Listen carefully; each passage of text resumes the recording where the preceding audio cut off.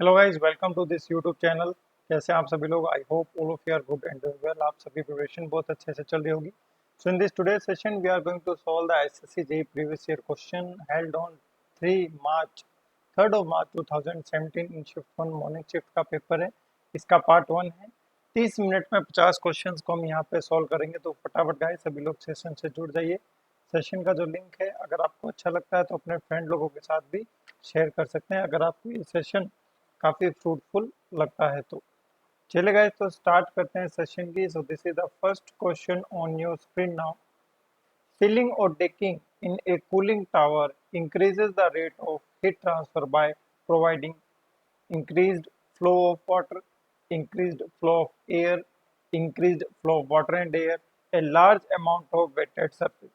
This question is asked from power plant engineering। ये कह रहा है आपसे कि rate of heat transfer increase हो जाता है। तो देखिएगा, जो रेट ऑफ हीट ट्रांसफर होता है it is proportional to the area of exposure, area through which heat transfer is taking place, and this rate of heat transfer is proportional to the temperature difference.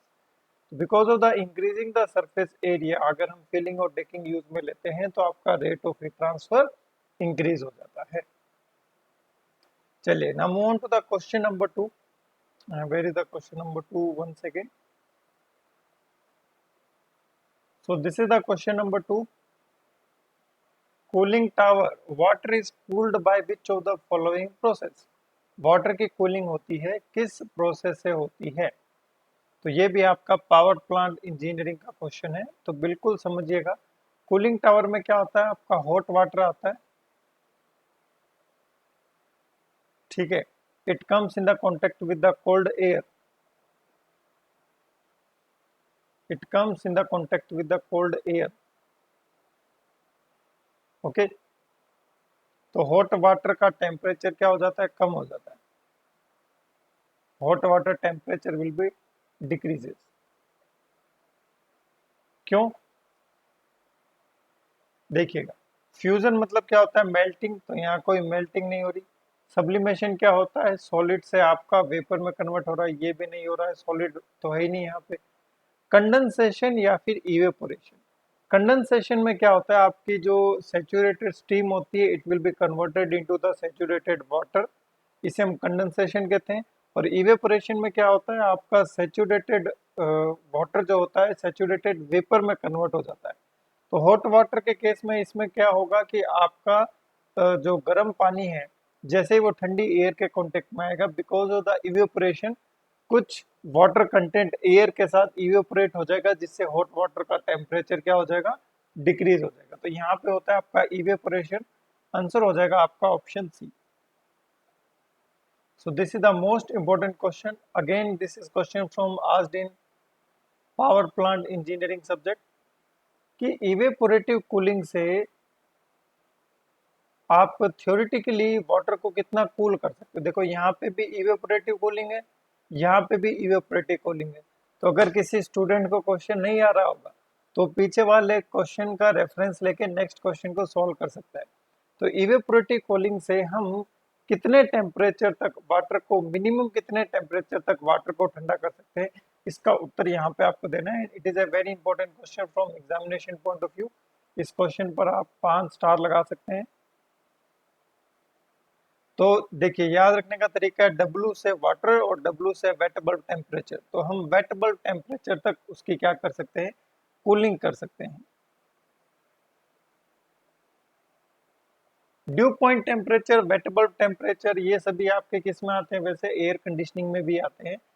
तो due point temperature is always an indication of dryness of air, latent heat, moisture content of air और coolness of the water. देखिएगा, due point temperature होता है, इससे हम क्या निकालते हैं? Partial pressure of water vapour. और इस partial pressure of water vapour से हम निकालते हैं specific humidity 0.622 PV divided by P minus में PV. Now see, this PV is the partial pressure of water vapor corresponding to the dew point temperature. तो जितना PV पर effect होगा उतना इफेक्ट आपको स्पेसिफिक ह्यूमिडिटी पर भी देखने को मिलेगा। And what is this specific humidity? This specific humidity is the ratio of the mass of vapour to the mass of air for a given sample of a air for a given volume and a given temperature। ठीक है, fifth number question पे आते हैं। Humidification process में क्या होता है, ये चीजें आपको याद रखनी है। साइक्रोमेट्री तो आपको भैया बहुत अच्छे से आनी चाहिए।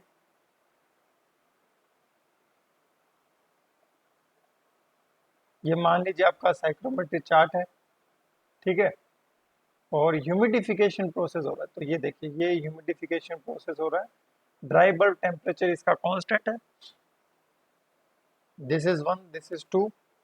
तो स्पेसिफिक ह्यूमिडिटी इसमें इंक्रीज हो रही है, ड्राई बल्ब टेम्परेचर इसमें क्या है, कांस्टेंट है। और अगर आप रिलेटिव ह्यूमिडिटी की बात करेंगे तो relative humidity is also increases. आपकी जो रिलेटिव ह्यूमिडिटी है वो भी इंक्रीज होती है, स्पेसिफिक ह्यूमिडिटी होती है वो भी इंक्रीज होती है। आपका ड्राई बल्ब टेम्परेचर कांस्टेंट रहता है, स्पेसिफिक ह्यूमिडिटी इंक्रीज हो रही है तो ड्यू पॉइंट टेम्परेचर भी इंक्रीज होगा। और सॉरी, रिलेटिव ह्यूमिडिटी इंक्रीज हो रही है तो आपकी एंथैल्पी भी इंक्रीज होगी, एंथैल्पी इंक्रीज होगी तो स्पेसिफिक वॉल्यूम भी इंक्रीज होगा, स्पेसिफिक वॉल्यूम इंक्रीज होगा और ड्राई बल्ब टेम्परेचर हो गया, वेट बल्ब टेम्परेचर भी इसमें आपका इंक्रीज होगा। तो मोस्ट अप्रोप्रिएट जो इसका आंसर होगा that will be corresponding to the specific humidity. तो इसकी स्पेसिफिक ह्यूमिडिटी इंक्रीज होती है। अब देखो सबके सी आ रहे, इसमें मैंने सेट नहीं किया paper. Which of the following process is an irreversible process, कौन सा प्रोसेस आपका इररिवर्सिबल प्रोसेस है आपको बताना है। बेस्ट ऑप्शन आपको यहाँ पे चूज करना है, ठीक है। So which of the following process is an irreversible process. तो अगर हम बात करते हैं इरिवर्सिबल प्रोसेस की, तो यहाँ पे आपका जो आंसर हो जाएगा गाइस, वो हो जाएगा आपका throttling process. Throttling process is an irreversible process. चलिए move on to the next question. In a gas, vapor is allowed to expand through a very minute aperture through a very small opening. Such a process is known as। अब देखिएगा यहाँ पे ऐसे नहीं लिखा है कि एक्सपेंशन अगेंस्ट द वैक्यूम, या फिर ऐसे भी नहीं लिखा है कि फ्री एक्सपेंशन है। सिंपल सा लिखा है कि एक छोटे से छेद से आपका गैस का एक्सपेंशन हो रहा है, मिनट अपर्चर से, पार्शियली ओपनिंग वॉल से, है ना, ऐसा हम कह सकते हैं। तो यहाँ पे आंसर जो होगा वो होगा आपका थ्रोटलिंग। क्या हो जाएगा, थ्रोटलिंग हो जाएगा। चलिए क्वेश्चन नंबर 8 पर आइए। एंट्रोपी चेंज मेनली किस पे डिपेंड करता है। देखिए वैसे तो सब पे डिपेंड करता है, लेकिन अगर हम रिवर्सिबल प्रोसेस की बात करें तो रिवर्सिबल प्रोसेस में आपका चेंज इन एंट्रोपी होता है डेल क्यू अपॉन में T. If you add heat to the system, if you add heat to the system, change in entropy will be also positive. It means entropy of the system will be increases. If you remove heat from the system, change in entropy is also negative. It means entropy of the system will be decreases during a reversible process when heat is removed. If it is an adiabatic process, change in entropy is also zero, which means entropy of the system will remain constant. So in a reversible adiabatic process, change in entropy of the system is equal to 0। तो answer हो जाएगा आपका option A. वैसे temperature change होने पर, pressure change होने पर, volume change होने पर, वर्क ट्रांसफर होने पर, मास ट्रांसफर होने पर, इन सभी के होने के कारण एंट्रोपी चेंज होती है। ब्रेटन साइकिल में हीट कहाँ पर रिजेक्ट की जाती है, देखिएगा ये जो ब्रेटन साइकिल होती है आपके, ये आपके एयरक्राफ्ट सिस्टम में यूज में ली जाती है। इस एयरक्राफ्ट के सिस्टम में यूज में लेने का इसका जो मेन उद्देश्य है, मेन जो ऑब्जेक्टिव है, वो ये ऑब्जेक्टिव है कि इसका जो wait per unit of output होता है वो मिनिमम होता है। वेट पर यूनिट जो आउटपुट होता है भैया वो मिनिमम होता है, मतलब हल्की साइकिल होती है ये। और इसमें air as a working fluid use में लिया जाता है। इसमें आपके 4 प्रोसेस होते हैं, ठीक है। दो होते हैं आपके एडियाबेटिक रिवर्सिबल एडियाबेटिक प्रोसेस और दो होते हैं आपके constant pressure process. Constant pressure process में हीट रिजेक्शन हीट एडिशन होता है और यहाँ पर आपका एक्सपेंशन और कंप्रेशन होता है। तो आंसर क्या हो जाएगा आपका कांस्टेंट प्रेशर प्रोसेस। चलिए क्वेश्चन नंबर 10। एक engine working between positive temperature negative temperature पे जा नहीं सकता, उसे हम कह सकते हैं हीट पंप भी कह सकते हैं। Can be A heat pump if frictionless machine is used. नहीं, ऐसा बिल्कुल नहीं है, वो रिवर्सिबल हीट पंप हो जाएगा। ठीक है, वो हीट पंप हो सकता है, कोई दिक्कत वाली बात नहीं है। एक सेकेंड,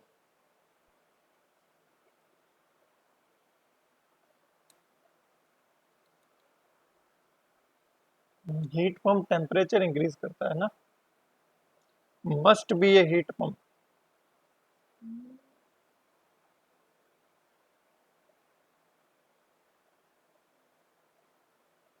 कैन नॉट बी, ये तो गलत हो जाएगा, ये भी गलत हो जाएगा। ये कैन और मस्ट में थोड़ा सा है।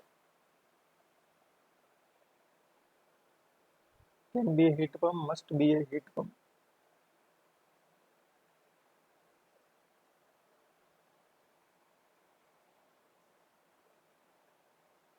हीट पंप का टेम्परेचर नेगेटिव भी जा सकता है, क्योंकि सर्दियों में हीट पंप यूज में लेते हो ना आप।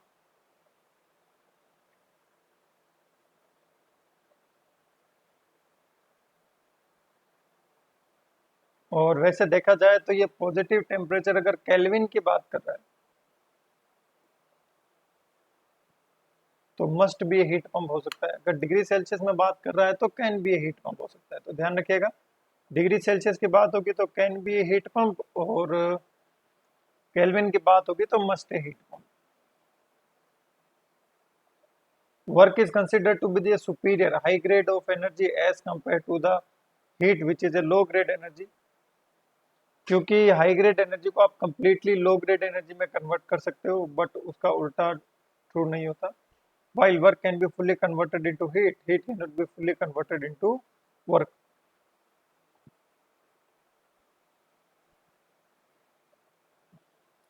Ericsson test can be concerned with of the following properties: hardness determination, properties, bending, property impact, cuping. So it will be used for the cuping test. 13. When all the bonds are organic and single, तो ये तो आप RAC में पढ़ते हो refrigeration में, refrigerant chapter में single bond होता है सैचुरेटेड, डबल बॉन्ड होता है अनसैचुरेटेड। लेकिन यहाँ पे बॉन्ड ऑर्गेनिक है, ऑर्गेनिक कंपाउंड है, तो सैचुरेटेड तो होगा नहीं, है ना। सैचुरेटेड तो होगा नहीं, फिर क्या होगा? कोवेलेंट बॉन्ड, क्रॉस लिंक भी नहीं होगा। वाटर ट्यूब बॉयलर एलएलसीसी करके याद रखो।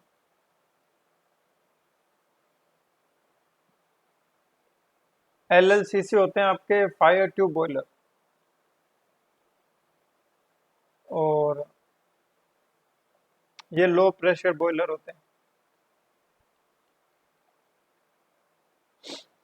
Fire tube boiler and low pressure boiler. तो आंसर क्या हो जाएगा आपका? B, Babcock and Wilcox. D option, locomotive, Lancashire, Cochran और कॉर्निश, ये फायर ट्यूब और लो प्रेशर बॉयलर होते हैं। स्टीम ट्रैप, स्टीम ट्रैप, जो स्टीम जा रही है उसको हमने ट्रैप कर लिया, मतलब वो स्टीम जानी नहीं चाहिए, वो स्टीम जानी नहीं चाहिए, मतलब drain of the condensed water accumulating in the steam pipelines. Lowest temperature at which oil ceases to flow, flow नहीं हो पाता है, उसे हम क्या कहते हैं? पोर पॉइंट कहते हैं। चलिए, जब एटमॉस्फेरिक प्रेशर पर वाटर को 30 डिग्री सेल्सियस से 75 डिग्री सेल्सियस पर गर्म किया जाता है तो वो जो हीट एब्जॉर्ब करता है सेंसिबल हीट कहते हैं। सेंसिबल हीट में आपको चेंज इन टेम्परेचर फील होता है। Addition of heat at constant pressure पर अगर आप हीट ऐड करते हो तो इंटरनल एनर्जी भी इंक्रीज होती है और सिस्टम वर्क डन भी करता है। वर्क डन करता है तो एक्सपेंशन होता है, और जब इंटरनल एनर्जी इंक्रीज होती है तो टेम्परेचर भी इंक्रीज होता है। So raising its temperature at constant pressure. ठीक है, प्रेशर तो कैसे इंक्रीज होगा?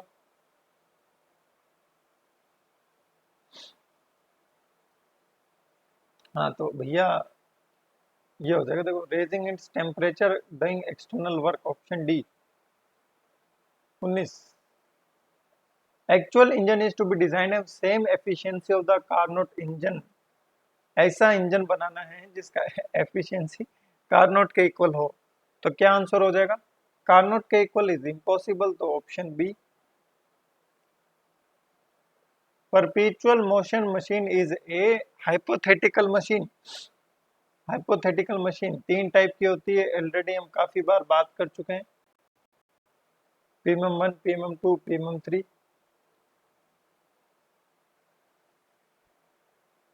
तो अगर आपसे पूछे पीएमएम 1 किस थर्मोडायनेमिक लॉ का वायलेशन करती है तो फर्स्ट लॉ। पीएमएम 2 किस थर्मोडायनेमिक लॉ का वायलेशन करती है? Second law. पीएमएम 3 किस थर्मोडायनेमिक लॉ का वायलेशन करती है? तो थर्ड लॉ। पीएमएम 1 क्या कहती है? कंटिन्यूअसली वर्क प्रोड्यूस करती है विदाउट कंज्यूमिंग हीट। पीएमएम 2 क्या करती है? जितना हीट लेती है उतना वर्क प्रोड्यूस कर देती है विदाउट रिजेक्टिंग हीट। और पीएमएम 3 कहती है मैं भैया बिना फ्रिक्शन के काम करूंगी, है ना। Heat loss in boiler takes place in the form of heat carried away by the flue gases। ऐश भी हो जाएगा तो आंसर हो जाएगा आपका option D.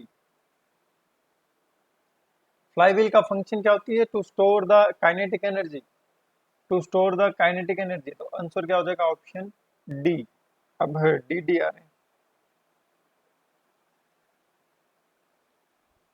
Rotary compressor use for the high discharge, और लेकिन हाई प्रेशर वाले होते हैं रेसिप्रोकेटिंग, तो इसका आंसर हो जाएगा लो प्रेशर, तो आंसर हो जाएगा आपका option C. Which of the following type of air compressor is being used? Gas turbine. Gas turbine में कैसे एयर कंप्रेस होते हैं? हवाई जहाज देखा होगा आप सभी लोगों ने। हवाई जहाज, हवाई जहाज के आगे लगा होता है ना गैस टरबाइन, लेकिन गैस टरबाइन से पहले उसमें लगा होता है कंप्रेसर, एक्सियल फ्लो कंप्रेसर उसमें लगा होता है ना। Option D 25। Thermostat material, phenolic resin, formaldehyde, nylon या फिर backlight.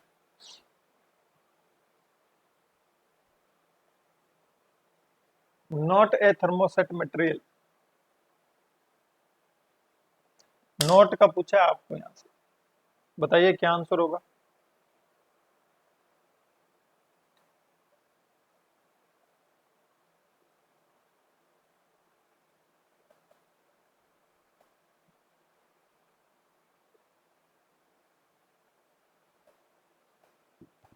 Phenolic resin is not a thermosetting material. कौन सा थर्मोप्लास्टिक नहीं है? तो ध्यान रखिएगा, थर्मोसेटिंग मटेरियल और थर्मोप्लास्टिक मटेरियल दोनों के आप एग्जाम्पल याद रख लीजिएगा। पीवीसी होगा शायद 26 का। Polyvinyl chloride, polystyrene. पॉलीस्टीरीन हो जाएगा, नोट कुछ है ना तो पॉलीस्टीरीन हो जाएगा, पीवीसी तो है। इंडिकेटेड पावर आपसे पूछा है, इंडिकेटेड पावर क्या होगा आपका? वैसे तो इसका देखते हैं क्या होता है, किलोवाट में पूछा है ना, तो इंडिकेटेड पावर हो जाएगा indicated mean effective pressure multiply by the swept volume. So ये हो जाएगा 4 into 10⁵ newton per meter square. Kilowatt में निकालना है तो 1000 से डिवाइड कर दो, और वॉल्यूम पाई/4 इंटू डी स्क्वायर। डी कितना है? 80 pi D square L length of stroke है 120 टू स्ट्रोक है तो 1500 revolution per minute divide by 60 four stroke होता तो नीचे 2 लगाना पड़ता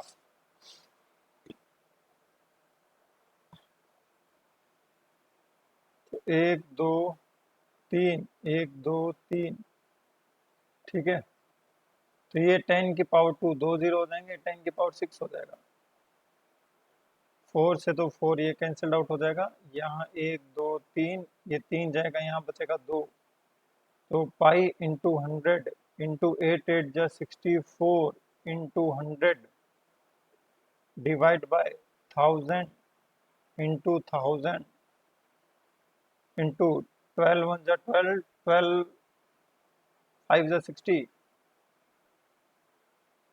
3 तो ये आ जाएगा यहाँ 3 तो 1 2 3 4 1 2 3 4 हो गया ये ठीक है pi into 3 into 64 divide by 100 one in none of these हो जाएगा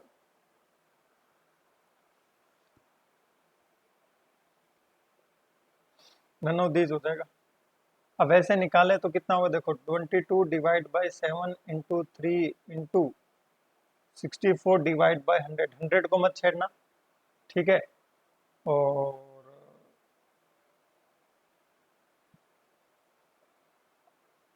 नहीं तो 3.14 करके कर लो जैसा करना है उसको अप्रोक्सीमेशन तो लगाना ही पड़ेगा 22 into 3 66 into 64 divide bye 7 into 100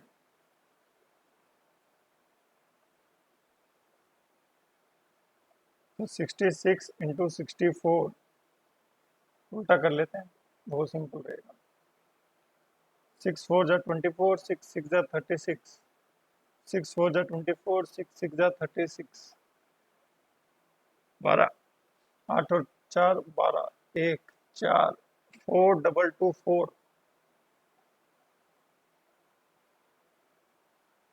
7 6 जा 42 2 0 4 7 3 जा 21 3 पॉइंट लगा दिया 0 7 4 जा 28 2 आगे 2 आ जाएगा ये क्या आ जाएगा 603.42 divide by 100 so it will be 6.0342 kilowatt तो कोई भी ऑप्शन बन नहीं रहा वैसे इतना सॉल्व करने का आपको जरूरत ही नहीं थी है ना हाँ ये ऑप्शन आपको फंसा सकता था लेकिन नीचे 100 है ना नीचे 100 है तो कोई दिक्कत नहीं होती So a refrigeration cycle operates between these two temperature limits. What is the coefficient of performance? So Carnot coefficient of performance मतलब रिवर्सिबल है भैया तो लोवेस्ट टेम्परेचर कितना है 273 minus 23 250 divide by temperature difference 27 minus minus का 23 तो ये हो जाएगा 50 तो coefficient of performance will be 5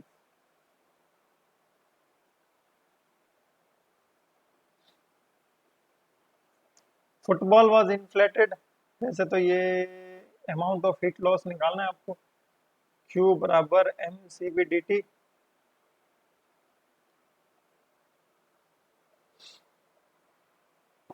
volumes remain constant तो केवल Q से आंसर आ जाएगा आपका वैसे है ना तो मास निकाल लीजिए ideal gas equation PV is equal to mRT so PV divide by RT into CV into DT pressure कितना है 1 बार गेज प्रेशर है 1 बार गेज प्रेशर है 1 बार तो 1 बार प्लस 1 बार 2.01325 इंटू वॉल्यूम कितना है इसका 2500 सेंटीमीटर क्यूब डिवाइड बाय 100 का क्यूब इंटू आर क्या हो जाएगा 0.287 इंटू टेम्परेचर कितना है इसका 15 degree Celsius 288 kelvin into CV 0.71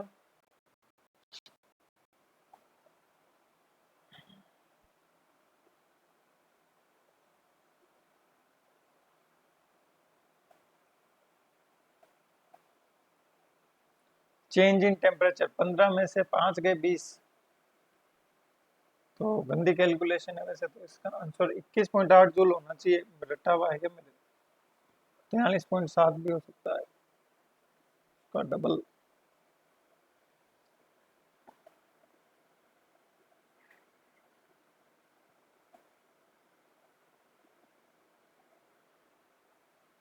ये तो नहीं होगा, सॉल्व करना पड़ेगा इसको कैलसी से, एक मिनट।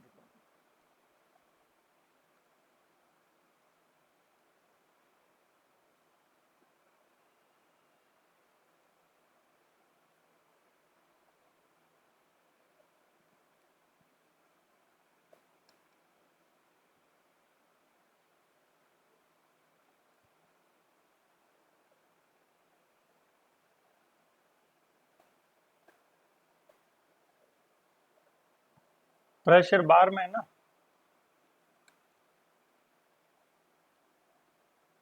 तो 100 से मल्टीप्लाई कर दिया, 2.01 इंटू 2500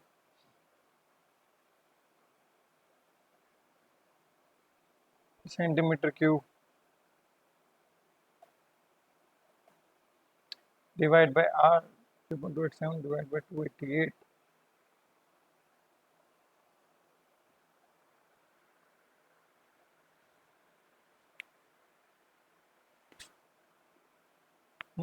तो ये 20 नहीं होगा, ये 10 होगा। 4 पॉइंट कितना रहा है, 43.7 आ जाएगा,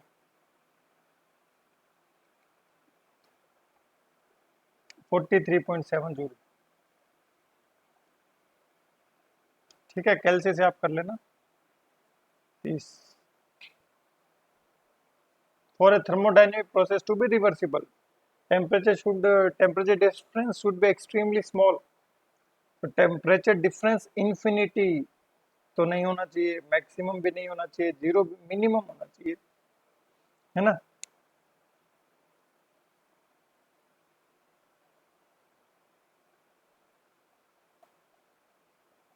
शुड बी मिनिमम, अब मिनिमम का भी कैसे कहेंगे, मिनिमम होना चाहिए ना। एसएससी ने शायद जीरो माना है इसका।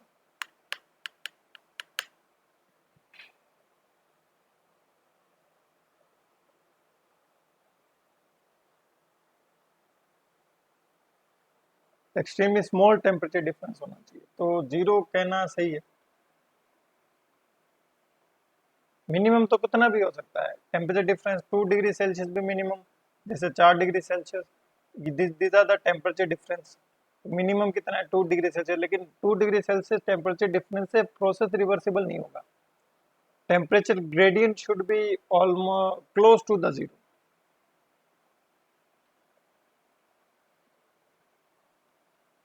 A fluid flow in a straight circular pipe typically turbulent when Reynolds number is more than 4000, ये तो आ रखा है।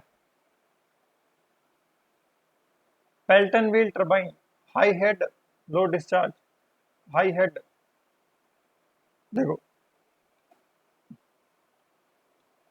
हेड हाई होगा डिस्चार्ज कम होगा, तो स्मॉल क्वांटिटी, तो हाई हेड 32 का D. Flow enter the chamber along the axis of the chamber and discharge, centrifugal radially हो जाएगा।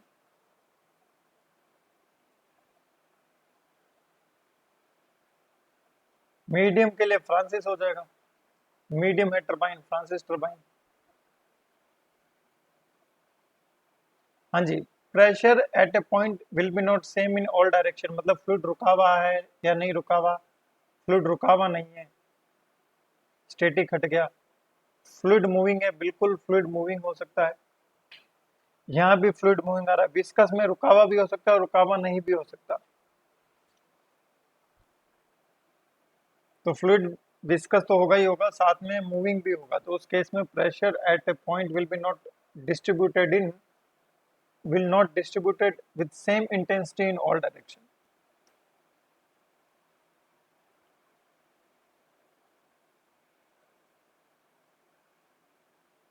If the discharges through A and B are equal, the ratio of height 1 and height 2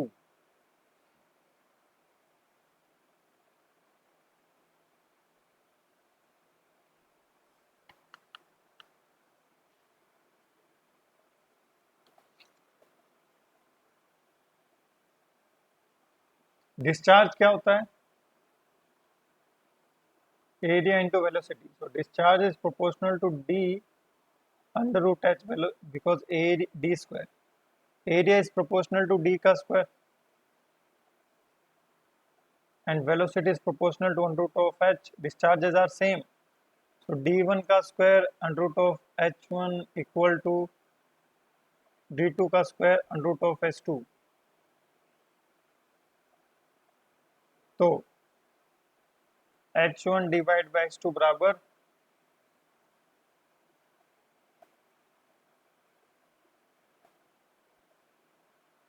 d1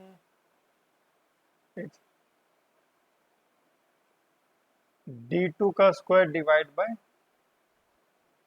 d1 का square.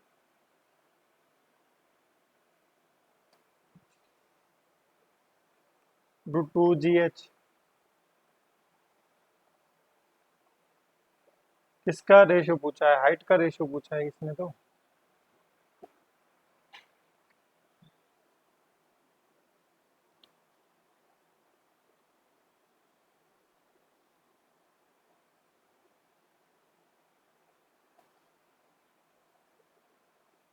तो h1 divide by h2 d2 bye d1 2/1 का बचा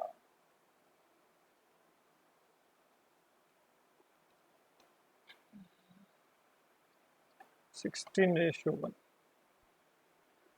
answer हो जाएगा आपका option. Which of the following are the assumption of the Bernoulli equation? There is loss तो होता ही नहीं. No external force except the gravity, ये सही है. Velocity of energy from velocity of energy होगा क्या होगा? Velocity of energy नहीं होगा. तो आंसर हो जाएगा both B and C. For a submerged curved surface, component of force due to static liquid बोले तो रुका हुआ लिक्विड है कर्व्ड सरफेस के ऊपर. Weight of the liquid supported by the curved surface, ये तो डाउनवर्ड कंपोनेंट आ गया. Forces on the projection.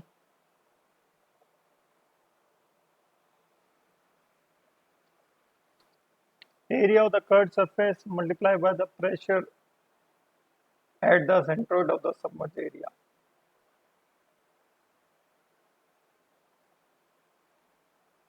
Row g A x. लेकिन एरिया यूनिफॉर्म नहीं है ना, यहाँ प्रोजेक्शन वाला एरिया लेना पड़ेगा. तो ये इसको लगा देना. Wait of the liquid supported by the curved surface, इतना उसके ऊपर हाइड्रोस्टेटिक प्रेशर फोर्स एक्ट करेगा.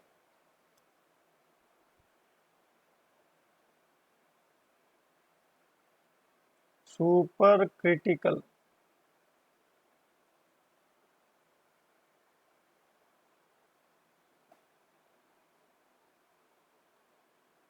सुपर क्रिटिकल ठीक है. सब critical. So if it is less than 1, it will be subcritical. Equal to 1 critical, greater than 1 supercritical, less than 1 subcritical.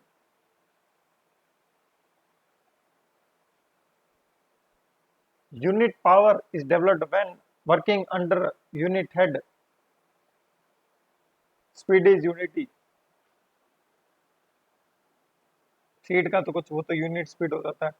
Working against the unit head. Gases की viscosity temperature बढ़ाने पर बढ़ती है. Increases with increase in temperature due to increase in the molecular activity. Fluid mechanics question है. Newton's law of viscosity relates between the shear stress and the rate of the angular deformation, rate of shear strain.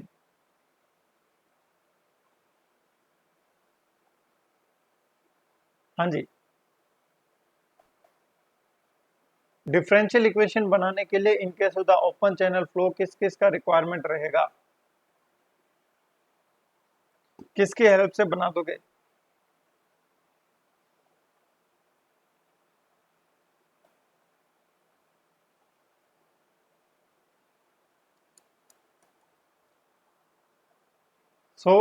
ध्यान रखना हमेशा किसी भी type of flow के possible होने के लिए उसको कंटिन्यूटी इक्वेशन का सेटिस्फाई करवाना बहुत ही ज़्यादा जरूरी है, तो कंटिन्यूटी इक्वेशन तो आएगा ही आएगा। तो ये या तो ये हो सकता है या आपका डी हो सकता है। एनर्जी इक्वेशन तो अपने को बनानी पड़ेगा क्योंकि डिफरेंशियल इक्वेशन हमें बनानी है, तो आंसर हो जाएगा डी।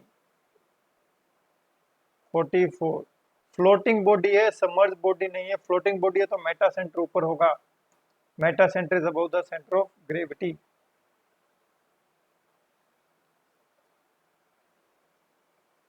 हाँ जी, एडी शेयर स्ट्रेस आती है जब फ्लो आपका टर्बुलेंट फ्लो, फ्लो की प्रॉपर्टी है, किसकी प्रॉपर्टी है? फ्लो की प्रॉपर्टी है, तो it is dependent upon the flow. Steady flow total acceleration,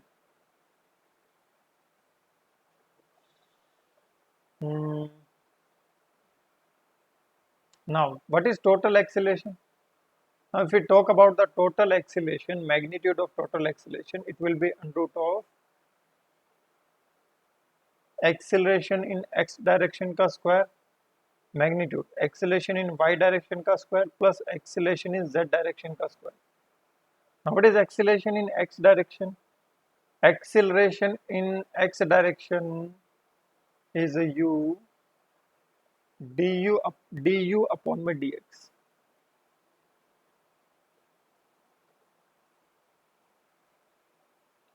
Plus v du upon में dy, variation of velocity in x direction with respect to the y direction, plus w du upon में dz plus du upon में dt. Steady flow में ये zero होगा, ऐसे ए Y निकाल लो, ऐसे A Z निकाल लो। So u dv upon dx plus v dv upon dy plus w dv upon dz dv upon dt। Steady flow में ये जीरो हो जाएगा। u dw by dx plus v dw by dy plus w dw by dz plus dw by dt, it will be equals to zero.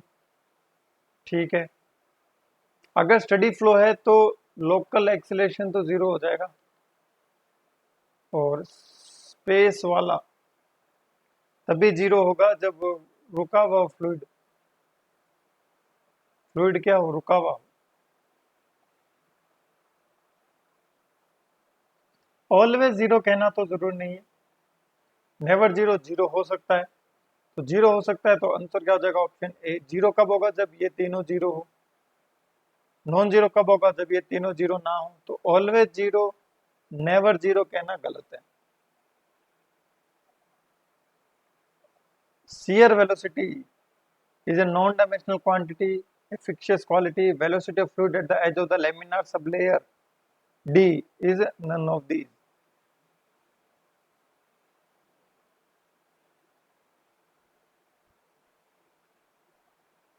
Laminar sub layer की thickness कहलाती है laminar sub layer thickness, और उसको calculate करते हैं with the help of the shear velocity. But shear velocity जैसा actual कोई quantity नहीं होता, ये एक ऐसा क्वांटिटी आता है जिस नॉन डायमेंशन तो होता नहीं, इसकी डायमेंशन मीटर पर सेकंड होती है, इसलिए इसको हम बोलते हैं शेयर वेलोसिटी। एक फिक्शियस क्वांटिटी है ये।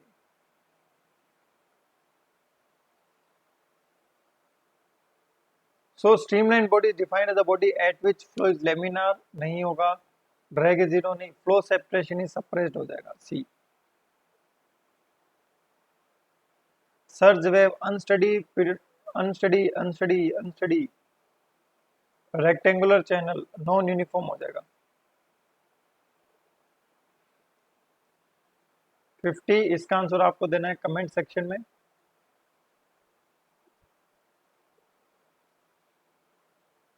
ठीक है, और पार्ट 2 को अपने करेंगे नेक्स्ट सेशन में। आंसर देना आपको कमेंट सेक्शन में, पार्ट 2 होगा आपका नेक्स्ट सेशन में। आई होप आपको ये पार्ट बहुत ही अच्छा लगा होगा। 40 मिनट्स में हमने 50 क्वेश्चंस को सोल्व किया है, और इस टाइम को हम कम से कम करने का प्रयास करेंगे। आप भी कोशिश करना कि आप 30 मिनट में 50 क्वेश्चन को सॉल्व कर पाओ। यहाँ पे मैं आपको थोड़ा एक्सप्लेन कर रहा हूँ, एक दो चीजें, ज्यादा भी एक्सप्लेन मैं नहीं कर रहा हूँ। अदरवाइज अगर मैं इन 50 क्वेश्चंस को एक्सप्लेन करूँ तो कम से कम आपकी 2-3 घंटे की क्लास हो सकती है। But here our main focus is on increase in our accuracy and in speed.